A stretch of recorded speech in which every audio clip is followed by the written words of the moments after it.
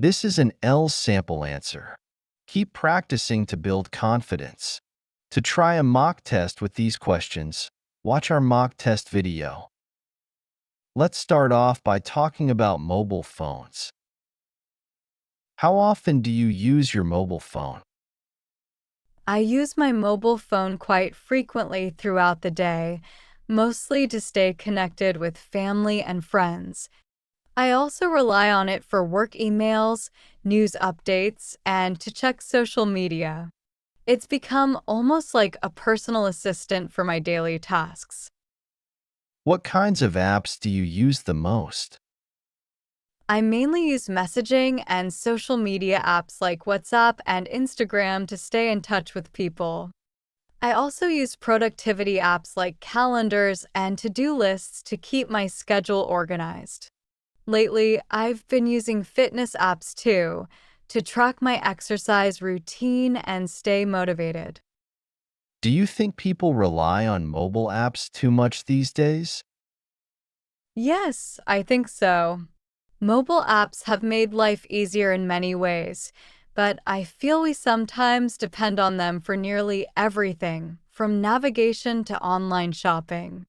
While apps are convenient, it might be beneficial to step back and not rely on them for every small task. Have you ever paid for an app? Yes, I've paid for a few apps that I use regularly, like a premium music streaming app and a language learning app. I think it's worth paying if an app adds real value or if the free version has limitations. What do you think are the disadvantages of mobile apps? One downside is that apps can be very distracting, often pulling us away from other activities. Also, some apps can be expensive if you keep upgrading to premium versions. There are also privacy concerns, as many apps collect personal data, which isn't always used responsibly. That's the end of part 1. Now we are going to move to part 2.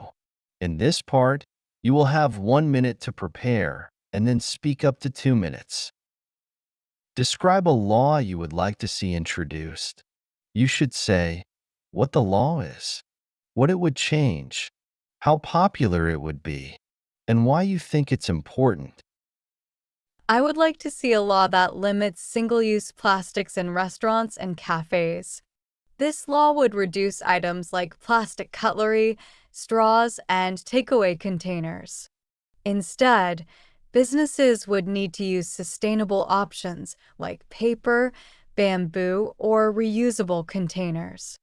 The aim is to encourage businesses to adopt eco-friendly practices that reduce plastic waste. If this law were introduced, I think it would make a significant difference in the amount of plastic pollution. Single-use plastics are a major contributor to environmental problems, as they are typically used only briefly and then take hundreds of years to decompose.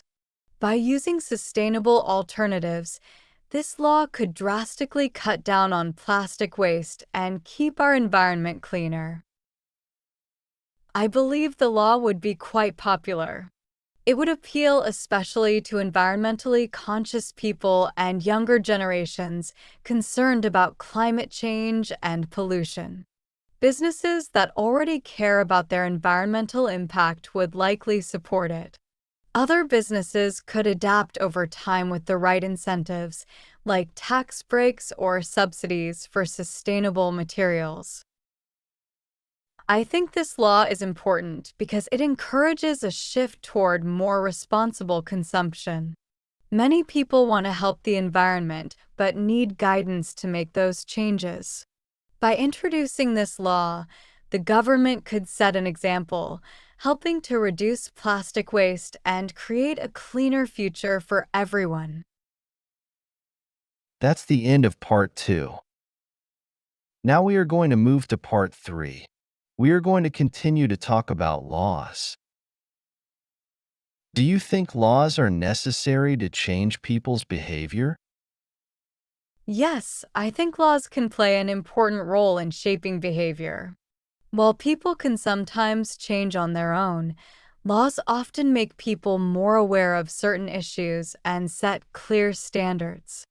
For instance, safety regulations on wearing seatbelts have saved many lives, even if it was initially unpopular. Laws give structure to society and help people make responsible choices that benefit everyone. Are there any laws in your country that you think are outdated? Yes, there are some laws that feel outdated, particularly those related to work and employment.